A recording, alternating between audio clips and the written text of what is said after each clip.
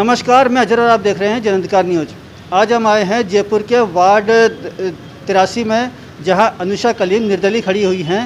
हालांकि इनका फैमिली जो बैकग्राउंड है वो कांग्रेस का रहा है, लेकिन इस बार पता नहीं क्या हुआ है कि जगह जगह कांग्रेस के जो पुराने कार्यकर्ता है उनको निर्दलीय खड़ा होना पड़ा। तो हम इनसे जानकारी लेते हैं कि आखिर क्या कारण है जो आप निर्दलीय खड़े हुए हैं। आप ये बताएं कि आपका जो फैमिली बैकग्राउंड है वो राजनीति का रहा है और काफ़ी पुराने रहे हैं, फिर भी आप निर्दलीय खड़े हुए हैं, क्या कारण है? हमारी 4 पीढ़ियाँ कांग्रेस में थी। मैं अपनी फैमिली की 4th जनरेशन हूँ जो निर्दलीय खड़ी हो रही हूँ, राजनीति में, पॉलिटिक्स में एंटर कर रही हूँ। और इससे पहले मेरे पापा 2 बार निर्दलीय पार्षद रह चुके हैं, मेरे बड़े दादा 2 बार MLA और 1 बार मंत्री रह चुके हैं, और मेरे परदादा होम मिनिस्टर ऑफ राजस्थान रह चुके हैं। उसके बाद भी हमें कांग्रेस की तरफ से टिकट नहीं मिला, तो लोगों ने हमसे अपील की कि हम निर्दलीय खड़े हो जाए। और मेरे पापा की इच्छा थी, वो मुझे देखना चाहते थे कि मैं इलेक्शन में खड़ी हूँ, पॉलिटिक्स में खड़ी हूँ, इसीलिए मैं सिर्फ खड़ी हुई हूँ निर्दलीय। ये राजनीति का आपका पहला अनुभव है? इससे पहले भी आप राजनीति कर चुके हैं? जब से मैं छोटी थी तब से मैं इसी घर में पली बड़ी हूँ। मैंने अपने पापा को लोगों का काम करते हुए देखा है। मैंने देखा है कि वो किस तरह लोगों की मदद करते थे, किस तरह हमारी कौम की खिदमत करते थे। तो मैं बचपन से ही देखती हुई आ रही हूँ कि पापा ने कितनी मेहनत से और कितनी खुलूस से हमारी कौम की खिदमत करी और हमें आज यहाँ पे ला खड़ा किया है। इस वक्त हमने माहौल ये देखा है कि राजनीति से जो बच्चे हैं, जो जवान पीढ़ी है वो दूर जा रही है, जिसका जो फ़ायदा है वो पुराने जो दिग्गज नेता हैं वो उठाते हैं और काफ़ी दिक्कतें होती हैं बच्चों को ग्रेजुएशन हासिल करने में। तो इसके बारे में आपने जो उनको खड़ा किया है, कुछ बताएं कि क्या कारण है जो आपने उनको खड़ा किया है? इसका कारण ये है कि आजकल नई पीढ़ी को चांस मिलना चाहिए, क्योंकि अगर बड़ों को चांस नहीं मिला, जो पहले से राजनीति में थे उनको चांस नहीं मिला, तो हमारी नई पीढ़ी को आगे बढ़ना चाहिए और उनको चांस लेना चाहिए। सर, आपका नाम? मेरा नाम तारिक अहमद है। मैं राजस्थान प्रदेश NSUI का जनरल सेक्रेटरी रह चुका हूँ और कांग्रेस से कई वर्षों से जुड़ा हुआ हूँ। कई चुनाव का कंडक्ट कर चुका हूँ और कई चुनाव का कन्वीनर रहा हूँ मैं, जिसमें MP MLA यूनिवर्सिटी के जो कैंडिडेट थे अध्यक्ष, उनको भी मैंने कंडक्ट करके चुनाव जिताया है। मेरे भाई 2 बार पार्षद रहे तो उनका चुनाव का संचालन भी मैंने किया। तख्ती साहब मेरे जो ताया थे वो 2 बार MLA रहे, 1 बार उनका चुनाव का पूरा संचालन 98 में मैंने उनका किया। तो राजनीति क्या है, हमारा घराना पूरा बेसिकली राजनीतिक है। 1952 में मेरे ग्रैंडफादर जो जवाहरलाल जी नेहरू के बहुत करीबी दोस्त थे, उनके साथ भारत लॉ किया। उन्होंने इंग्लैंड में पढ़े हुए थे उनके साथ, और स्वतंत्रता सेनानी भी थे।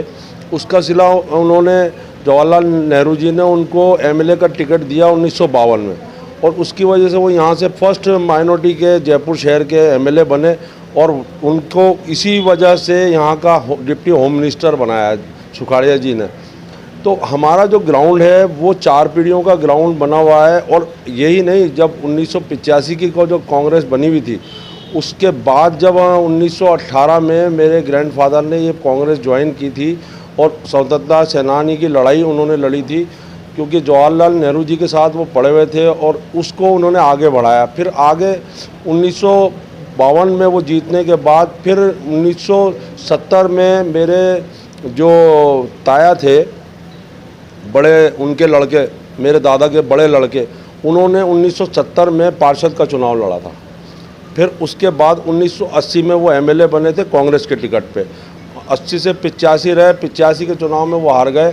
फिर उसके बाद उन्होंने टिकट नहीं मांगा। फिर 98 में उन्होंने टिकट मांगा था, तो वो 98 में कालीचरण सर्राफ, जिसको जो जयपुर में बहुत नामचीन हस्ती हैं और BJP के बहुत बड़े लीडर हैं, उनको उन्होंने यहाँ से शिकस्त दी थी जौहरी बाज़ार विधानसभा क्षेत्र से।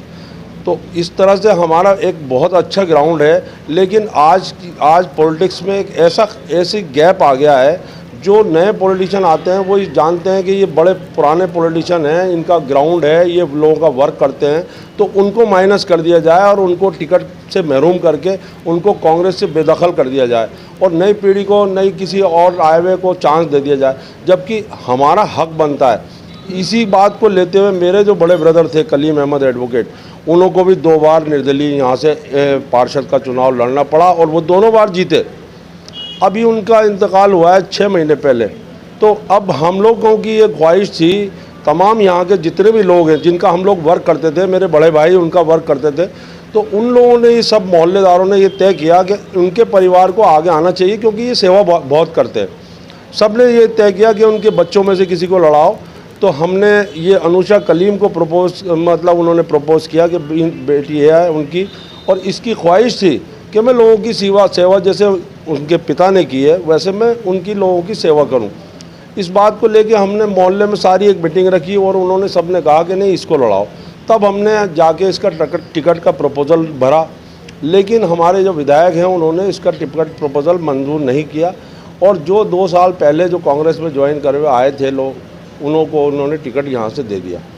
तब हमारे सारे तमाम पड़ोसी मोहल्लेदारों ने, सब ने कहा कि इसको लड़ना है और हम लोग इसको लड़ाएंगे और ये जिताएंगे। मैं वोटरों को ये कहना चाहूँगी कि मैंने अपनी कैंपेनिंग में लोगों को 1000 मास्क फ्री में बांटे हैं। हमने पूरी कोशिश करी है कि हम सोशल डिस्टेंसिंग मेंटेन करके रखें। तो कल आप वोट डालने जाएंगे तो आप प्लीज़ अपना ध्यान रखें कि आप लोग मास्क पहने और कम से कम 1 मीटर की दूरी बनाए रखें और सोशल डिस्टेंसिंग का पालन करें। हमने जहाँ भी देखा है वहाँ यही चीज़ देखी है कि आदर्श नगर विधानसभा में जहाँ तक हमने देखा है, ज़्यादातर जो कांग्रेस के पुराने दिग्गज नेता हैं उनको टिकट नहीं दिए गए हैं। क्या कारण है ये तो विधायक रफ़ीक खान ही जाने, लेकिन ऐसा लगता है कि रफ़ीक खान यहाँ पे आदर्श नगर विधानसभा में कांग्रेस को कमज़ोर कर रहे हैं, लगातार कमज़ोर कर रहे हैं। जन अधिकार न्यूज़ से कैमरामैन साहिल के साथ मैं मोहम्मद अजहर।